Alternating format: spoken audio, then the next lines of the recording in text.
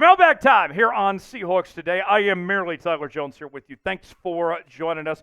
This comes from our Wednesday live show where people submit questions to us in real time, whether it's super chatting or using the hashtag Seahawks. We react to these questions, and we have a lot of fun doing it. And you can be a part of our next mailbag segment as well.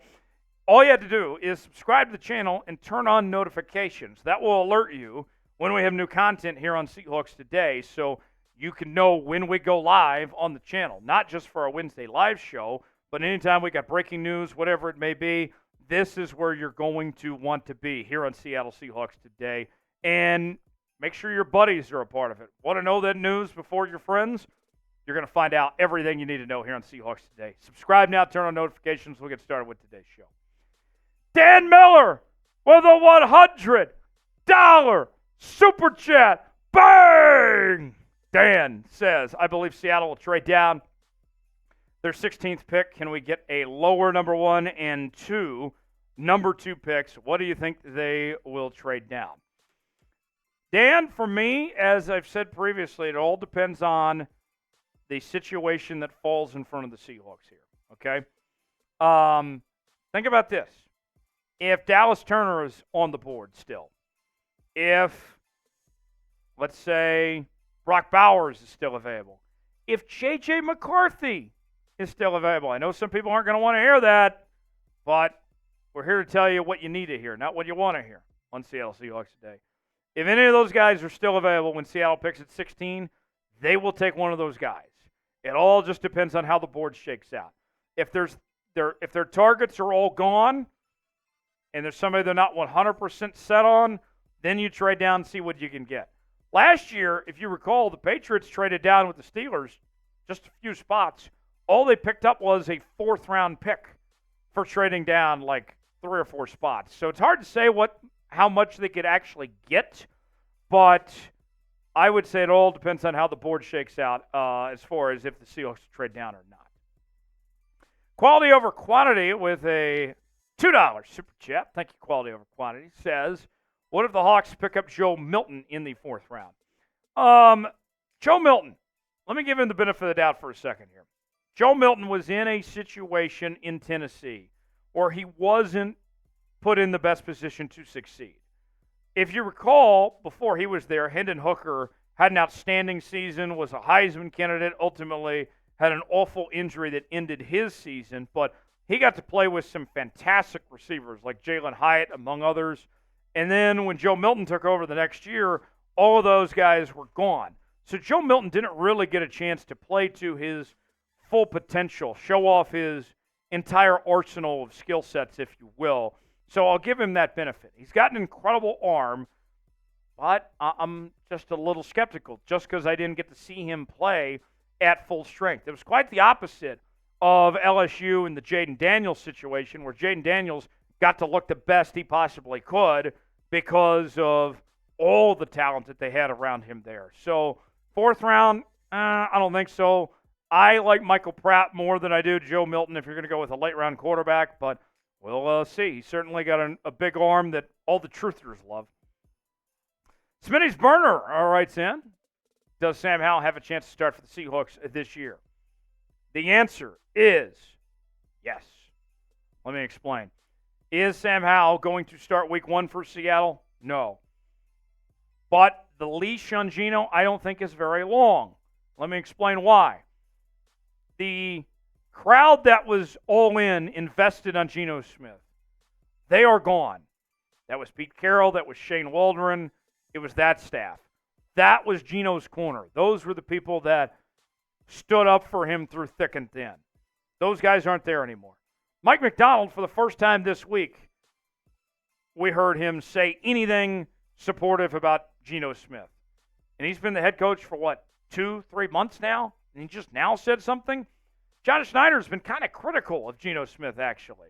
And even about a month or two ago at the Combine, he said Geno's the starter till he's not. Kind of keeping the door open for somebody else to take that job. Here's what I think, 2 possibilities for Sam Howell here. I think the leash is short. If this team gets off to a slow start, Geno doesn't play great, I don't think it would take long before the fans would be calling for Sam Howell, and they give Sam Howell a shot. The other is injuries, potentially. If we've seen Geno get banged up before, if Geno doesn't stay healthy, then Sam Howell would get a chance to take that job and keep it should he play well enough. So I would say more than likely not. We'll see Sam Howell at some point next year, but we'll see what the circumstance is. Should Sam Howell start at quarterback for the Seahawks? It's our pinned comment today. Is he the guy you rather have be the starter than Geno Smith? Y for yes, N for no. Weigh in the comment section. Let us know what you think.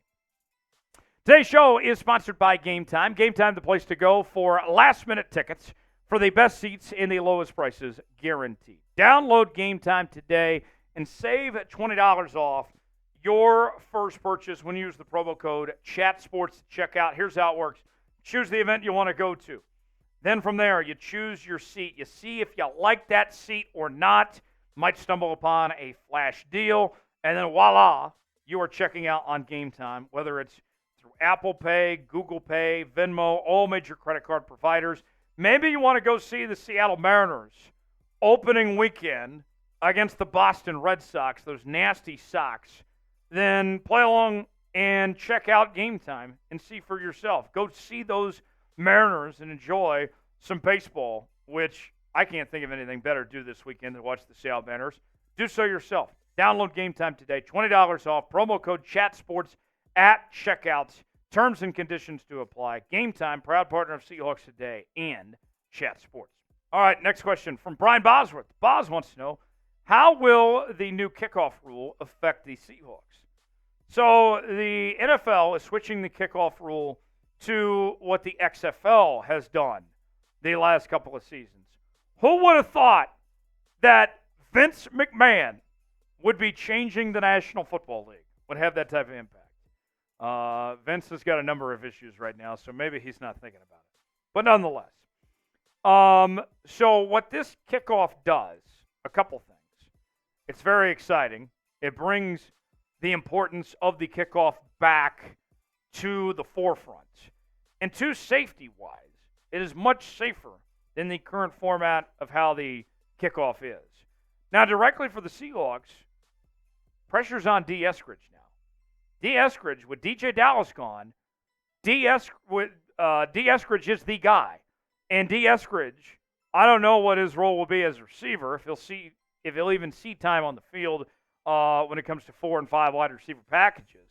But he is going to be the main guy for now as your lead returner. And so I wonder, is Dee Eskridge going to step up to the plate? Or are we going to see the Seahawks have a return game they can depend on? Remains to be seen. I mean, the Steelers got aggressive when this kickoff rule was put in place. You know what they did? The first thing they did, they went and signed maybe the best return man in the entire league in Cordero Patterson. If Dee Eskridge can't figure it out, if he can't stay healthy, or if he just doesn't do what's expected of him, then they could look for other options that I'm sure would love that opportunity. What's your confidence level in Dee Eskridge? I don't feel great about Dee Eskridge. I got to go with a 5 myself, and that might even be a little generous, if we're going to be honest with you. What is your confidence level in Dee Eskridge? Scale it for me 1 through 10 in the comment section below. Sean says, if we made a trade, who would you want to trade for? We did a whole video on the channel earlier this week talking about potential blockbuster trade ideas. And there was one in particular that I really liked, and that was the idea of bringing in Tevin Jenkins from the Chicago Bears to play the guard spot.